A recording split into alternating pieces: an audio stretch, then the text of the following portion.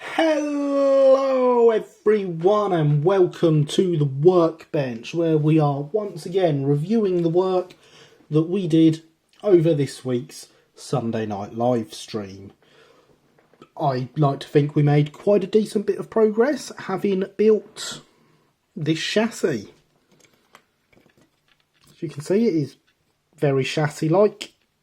It is all solid and it has a bit of green corrosion from the flux.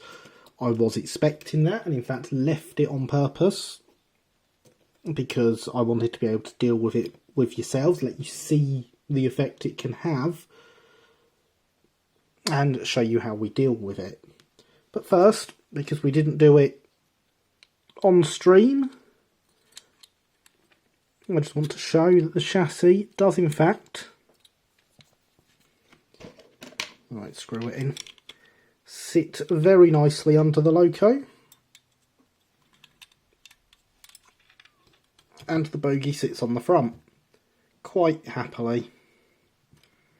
So there we have, obviously there are bolts to put on for the holding the bogie in place, but I want to put a spring there as well. So it is progressing very, very well. Now, as I said, there's a fair amount of corrosion on here, which is from the flux residue that was left in place, really. So all we do, bit of nail polish remover with acetone.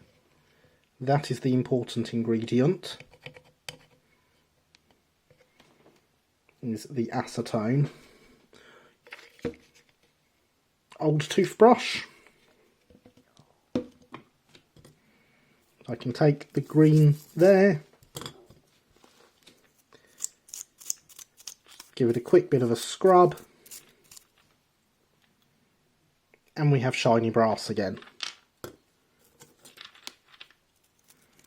Obviously there are some places the toothbrush is not particularly great at getting to. For that you can use cotton wool buds, or anything really, as long as it's small enough. You see, it doesn't take much, and it just cleans up very nicely. In fact, the whole, the outside and inside of this middle section of the chassis was absolutely caked. You can see in there's still quite a bit left for me to deal with. But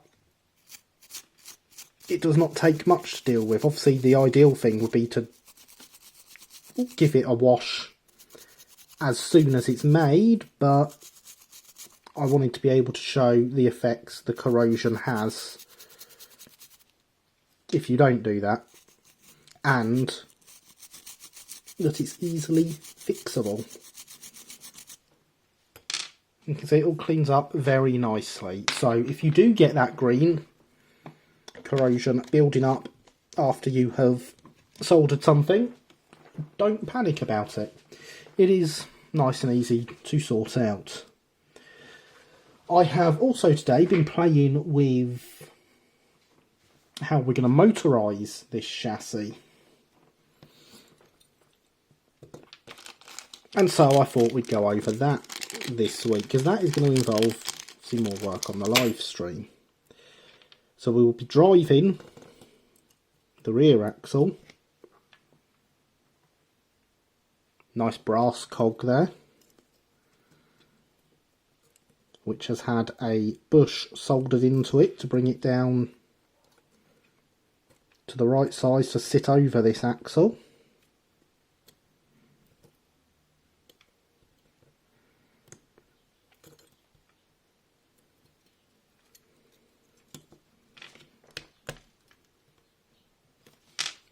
So that sits in there very nicely, and the way we are going to motorise it is in fact with my favourite motor,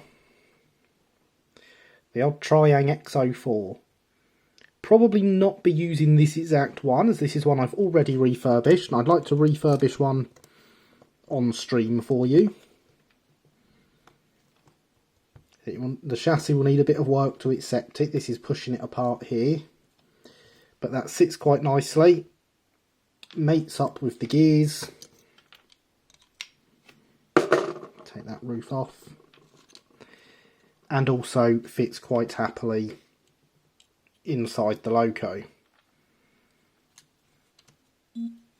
Now, these motors are absolutely brilliant. They will pull anything you ask of them. And with the amount of weight that this has pressing down on it, this is going to make a very, very strong locomotive. So I am very happy with that. So that is for a future stream. We will look at attaching the cog to the axle as when we get to that stage. And we will look at refurbishing an old Triang motor to get it to run forever, because these will live forever and it is not much to get them in that state. So that is something we will look at in the future, and I'm quite looking forward to sharing with you all. It should be good fun. But for now, oh no, that's not all. We also fitted a white metal safety valve to the body, which is a Southeastern Finecast one out of my D1 kit. The D1's got these after rebuild, and because mine's as built, that was not needed from that kit, so it has made its way to this one, being obviously it'll be identical to the one that would have been used in this kit in the first place. So this now has the safety valve that was designed for it, rather than the one for the Bachmann E4 that it had before. And that is, as you see, pokes through and is soldered in place. So that is everything. We've got, or is it? So the brake gear. We've got to mention the brake gear. We had some fun with this brake gear. It did not go very well. However, I'm not feeling particularly downtrodden about it. I have been looking through prototype pictures today. I believe I know how this brake gear is supposed to work. And I think we're going to give it another go in getting it on there next week. Because I don't think it's going to take us long. I think we can do it. And we should do it. We shouldn't be giving up on things. So next week, we'll look at getting the brake gear on the chassis.